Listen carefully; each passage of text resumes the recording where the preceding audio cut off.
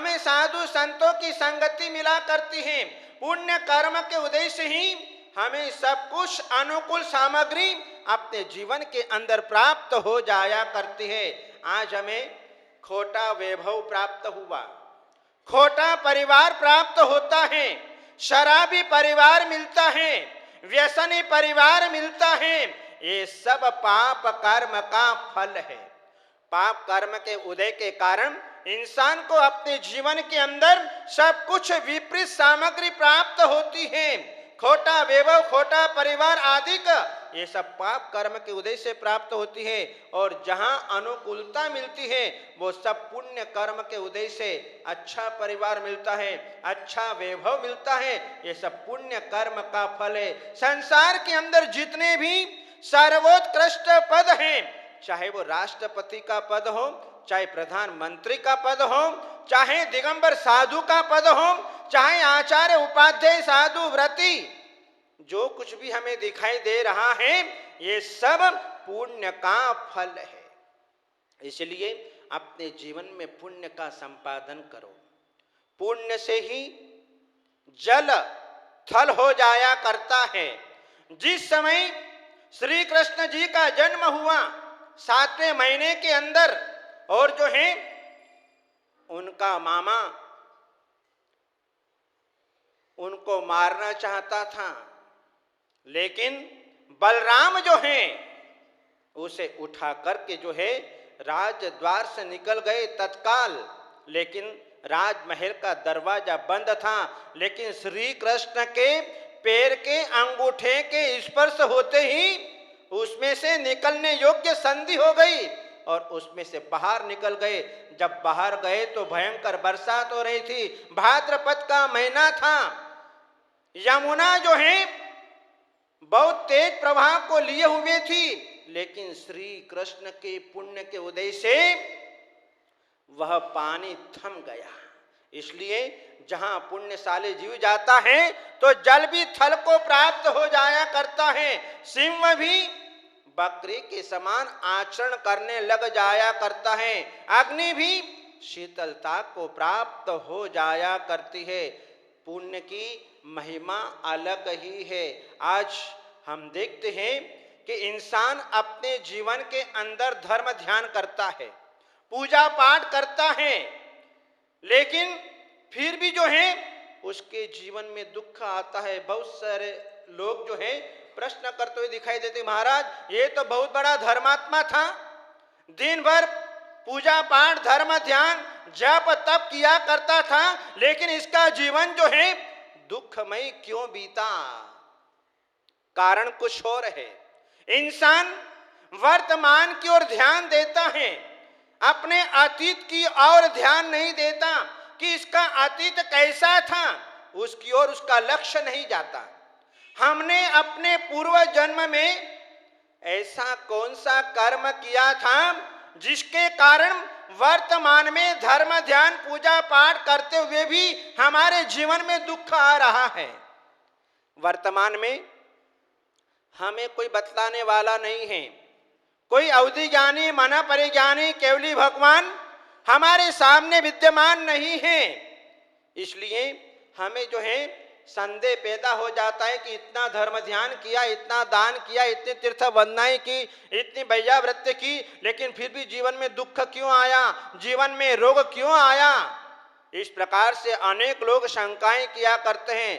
महानुभाव, उसका कारण है इंसान ने अपने पूर्व पर्याय में, पूर्व जन्म में जो कर्म किए थे वो कर्म उदय में आए, जिसके कारण आज वर्तमान में धर्म ध्यान करते हुए भी उसका पाप कर्म नाश को प्राप्त नहीं हो रहा है। वो तीव्र असाता कर्म का उदय अपने पूर्व का वर्तमान के अंदर प्रभाव दिखा रहा है, जिसके कारण वर्तमान में धर्म ध्यान करते हुए भी उसे दुख मिल रहा है।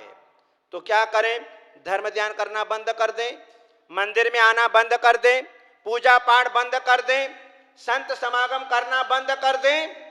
यदि ये बंद कर देंगे, सारे शुभ अनुष्ठान बंद कर देंगे, तो जीवन में पाप का भाग और बढ़ जाएगा और पुण्य का अनुभाग घट जाएगा। इसलिए वर्तमान में जो है हम जो कुछ भी कर रहे हैं इसका फल हमें अपने जीवन में आगे जाकर के मिलेगा। वर्तमान में जो पुण्य कार्य किया जा रहा है वह पुण्य कभी व्यर्थ नहीं जाता।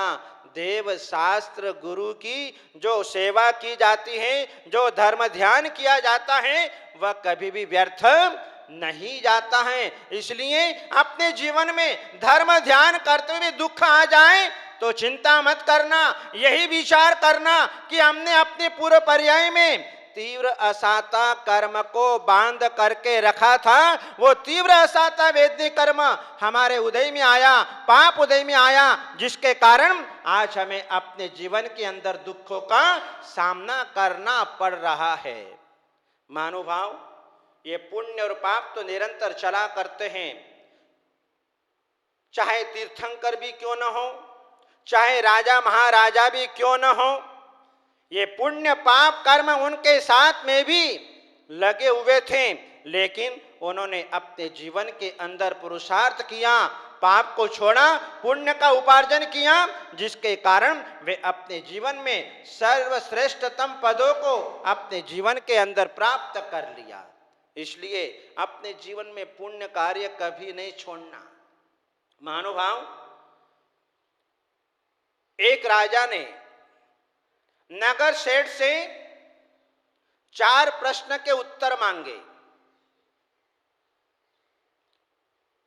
राजा ने कहा नगर सेठ से कि सेठ जी, आप बहुत बुद्धिमान हैं, आप हमारे 4 प्रश्नों का समाधान हमें दीजिए। देखो, प्रश्नों का समाधान भी करना ये भी पुण्य का फल है। यदि पुण्य उदय में न हो तो बुद्धि भी नहीं चलती, और पुण्य का उदय हो, नहीं आता हो तो भी जो है उसको आने लग जाता है, उसको बुद्धि प्राप्त हो जाती है। राजा ने कहा कि आप जो है हमें 4 प्रश्न का उत्तर दीजिए। बोले ठीक है, यदि आपने हमारे 4 प्रश्नों का उत्तर नहीं दिया तो आपकी सारी संपत्ति छीन ली जाएगी और आपको नगर से बाहर निकाल दिया जाएगा। और राजा ने समय दिया 7 दिन का। ठीक है, सेठ जी ने कहा कि 4 प्रश्न क्या हैं? राजा ने कहा कि सुनो, यहां भी है, वहां भी है, यहां भी है, वहां भी है, यहां नहीं, वहां नहीं, यहां है, वहां नहीं, और यहां नहीं, वहां नहीं। चारों प्रश्नों को लेकर के वह चिंतन में चला गया। चिंतन करते करते उस सेठ का जीना हराम हो गया। समझ में नहीं आ रही थी क्या चिंतन करे, क्या जवाब देंगे। सेठानी ने देखा कि सेठ जी कुछ खान पान नहीं कर रहे हैं, चिंता में दिखाई दे रहे हैं, दुर्बल होते चले जा रहे हैं, क्या मामला है। सेठानी ने पूछा, क्या बात है, आजकल आप भोजन बराबर नहीं करते हैं, आपके चेहरे पर चिंता दिखाई दे रही है, क्या मामला है। सेठ जी ने कहा कि कुछ नहीं, तेरे वश की बात नहीं है। बोले, मेरे वश की बात नहीं है? ऐसी कौन सी बात है जो मेरे वश की बात नहीं है? देखो, इंसान ये समझता है कि महिलाओं के पास में बुद्धि नहीं होती। महिलाओं के पास में भी बुद्धि होती है, भले वह नारी अबला है लेकिन फिर भी उसके पास में बुद्धि है। यदि नारी के पास में, महिला के पास में बुद्धि नहीं होती तो कैकेयी जो है राजा दशरथ को युद्ध क्षेत्र के अंदर विजय प्राप्त नहीं करा सकती थी। उसने अपनी बुद्धि कौशल्यता के साथ में सारथी का रूप धारण करके अपने जीवन में राजा दशरथ को विजय प्राप्त करा दी। सेठानी ने कहा, क्या प्रश्न है? आप जो है अपनी मन की चिंता हमारे सामने रखो, हो सकेगा तो मैं भी जो है आपके प्रश्न का समाधान करने के लिए चिंतन करूंगी। सेठ जी ने कहा ठीक है, राजा ने मुझसे 4 प्रश्न पूछे हैं, यहां भी है वहां भी है, यहां नहीं वहां नहीं, यहां है वहां नहीं, यहां भी नहीं वहां भी नहीं। सेठानी ने कहा इतनी सी बात, चलो मैं आपके प्रश्न का समाधान करूंगी। 6 दिन बीत गए और 7वें दिन जो है सवेरे सेठानी ने कहा कि एक काम करिए, आप जो है अपने नौकर को राजा के पास में भेजिए और कहो कि सेठ जी बीमार हैं, उनके लिए रथ पहुंचाया जाए। ठीक है, नौकर को भेजा गया, राजा से कहा और राजा ने जो है रथ भेज दिया। रथ भेजने के बाद में सेठ और सेठानी दोनों जो है रथ में बैठ कर के चले। रास्ते में जो है एक भिखारी मिल गया।